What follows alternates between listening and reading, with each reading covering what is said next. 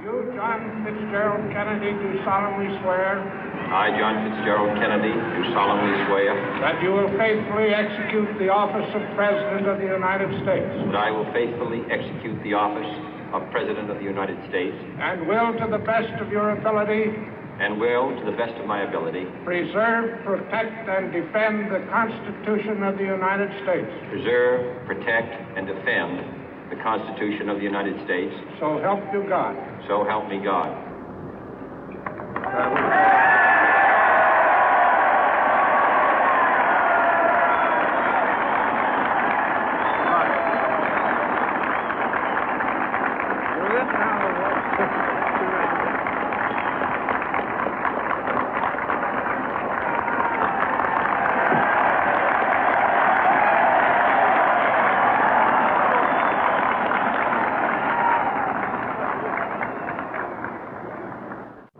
Vice President Johnson, Mr. Speaker, Mr. Chief Justice, President Eisenhower, Vice President Nixon, President Truman, Reverend clergy, fellow citizens.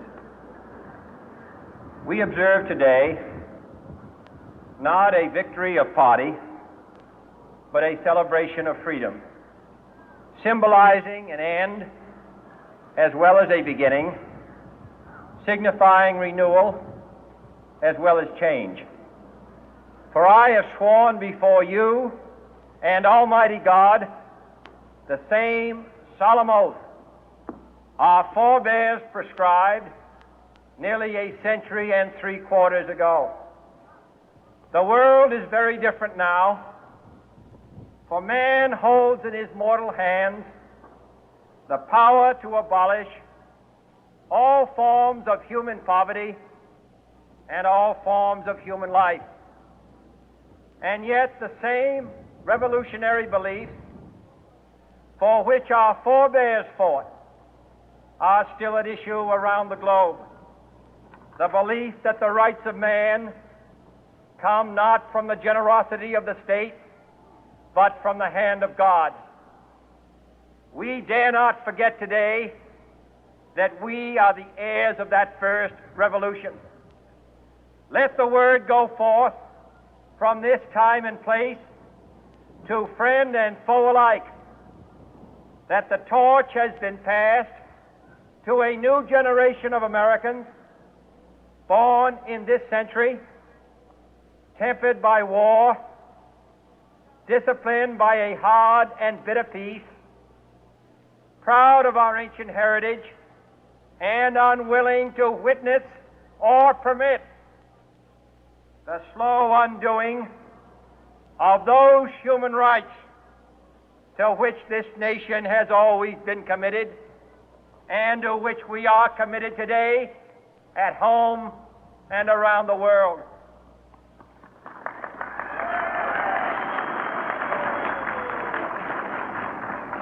Let every nation know, whether it wishes us well or ill, that we shall pay any price, bear any burden, meet any hardship, support any friend, oppose any foe to assure the survival and the success of liberty.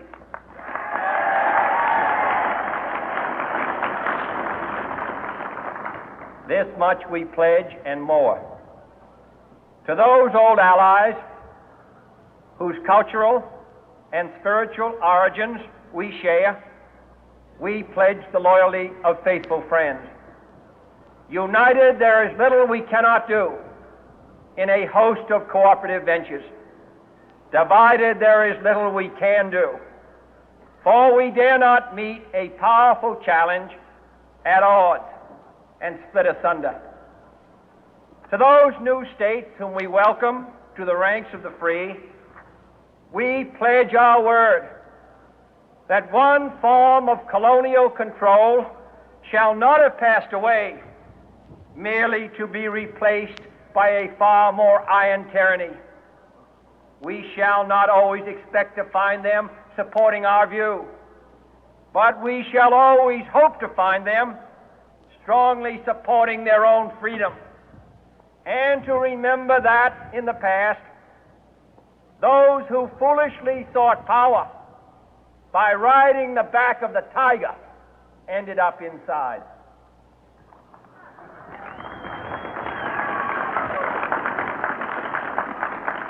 To those people in the huts and villages of half the globe struggling to break the bonds of mass misery, we pledge our best efforts to help them help themselves for whatever period is required, not because the communists may be doing it, not because we seek their votes, but because it is right.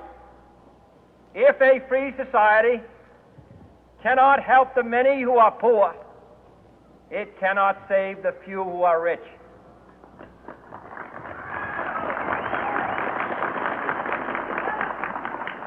To our sister republics south of our border, we offer a special pledge to convert our good words into good deeds, in a new alliance for progress, to assist free men and free governments in casting off the chains of poverty. But this peaceful revolution of hope cannot become the prey of hostile powers. Let all our neighbors know that we shall join with them to oppose aggression or subversion anywhere in the Americas. And let every other power know that this hemisphere intends to remain the master of its own house.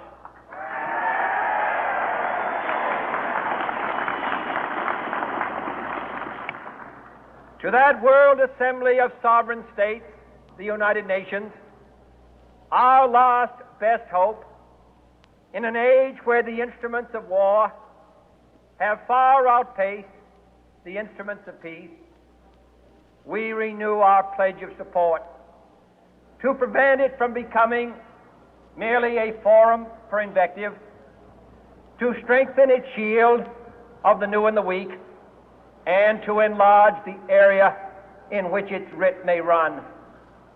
Finally, to those nations who would make themselves our adversary, we offer not a pledge, but a request that both sides begin anew the quest for peace.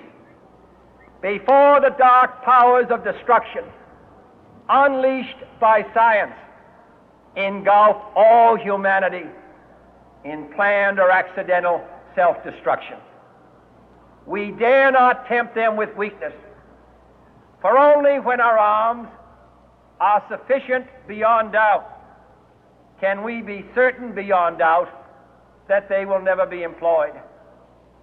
But neither can two great and powerful groups of nations take comfort from our present course, both sides overburdened by the cost of modern weapons, both rightly alarmed by the steady spread of the deadly atom, yet both racing to alter that uncertain balance of terror that stays the hand of mankind's final war. So let us begin anew, remembering on both sides that civility is not a sign of weakness, and sincerity is always subject to proof. Let us never negotiate out of fear, but let us never fear to negotiate.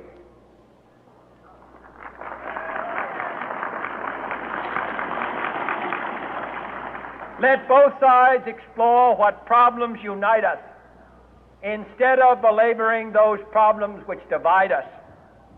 Let both sides, for the first time, formulate serious and precise proposals for the inspection and control of arms, and bring the absolute power to destroy other nations under the absolute control of all nations.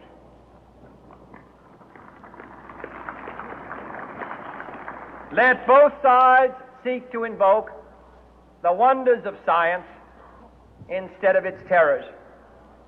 Together, let us explore the stars, conquer the deserts, eradicate disease, tap the ocean depth, and encourage the arts and commerce. Let both sides unite to heed in all corners of the earth the command of Isaiah to undo the heavy burden and let the oppressed go free. And if a beachhead of cooperation may push back the jungle of suspicion, let both sides join in creating a new endeavor, not a new balance of power, but a new world of law, where the strong are just and the weak secure and the peace preserved. All this will not be finished in the first 100 days, nor will it be finished in the first 1,000 days, nor in the life of this administration, nor even perhaps in our lifetime on this planet. But let us begin.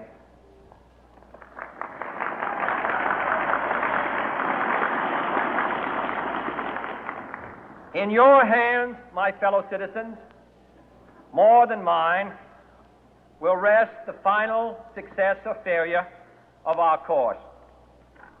Since this country was founded, each generation of Americans has been summoned to give testimony to its national loyalty. The graves of young Americans who answered the call to service surround the globe.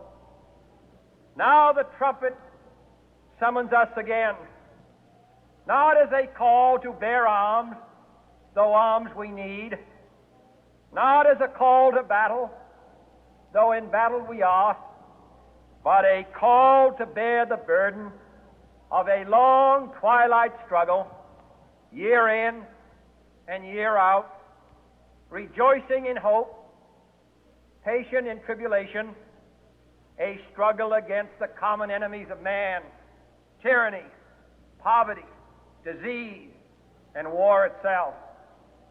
Can we forge against these enemies a grand and global alliance, north and south, east and west, that can assure a more fruitful life for all mankind? Will you join in that historic effort?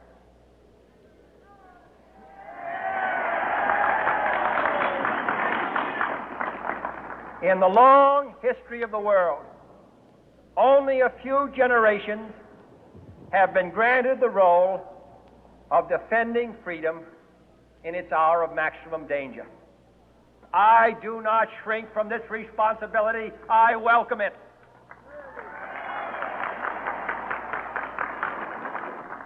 I do not believe that any of us would exchange places with any other people or any other generation.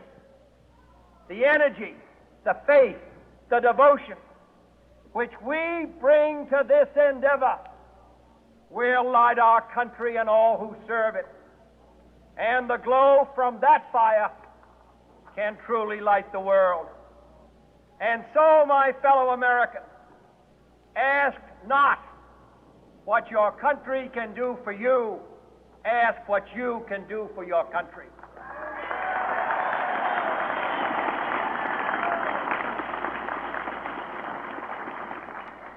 My fellow citizens of the world, ask not what America will do for you, but what together we can do for the freedom of man.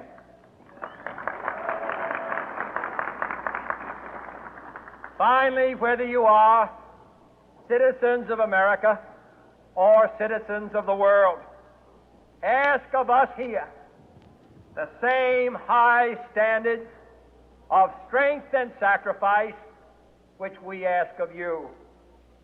With a good conscience, our only sure reward, with history the final judge of our deeds, let us go forth to lead the land we love, asking His blessing and His help, but knowing that here on earth God's work must truly be our own.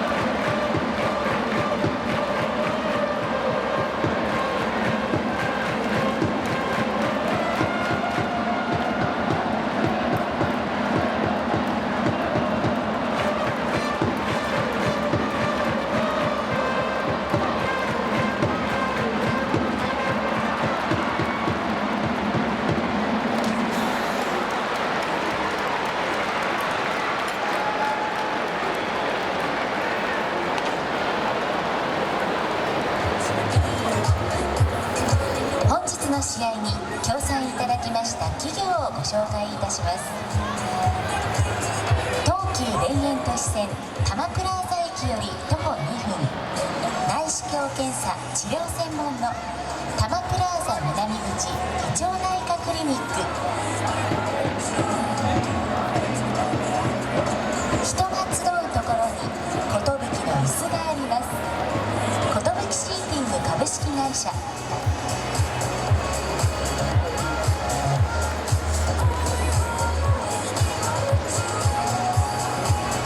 JR 東日本スポーツが運営するジェクサーフィットネスクラブは全店駅地下のフィットネス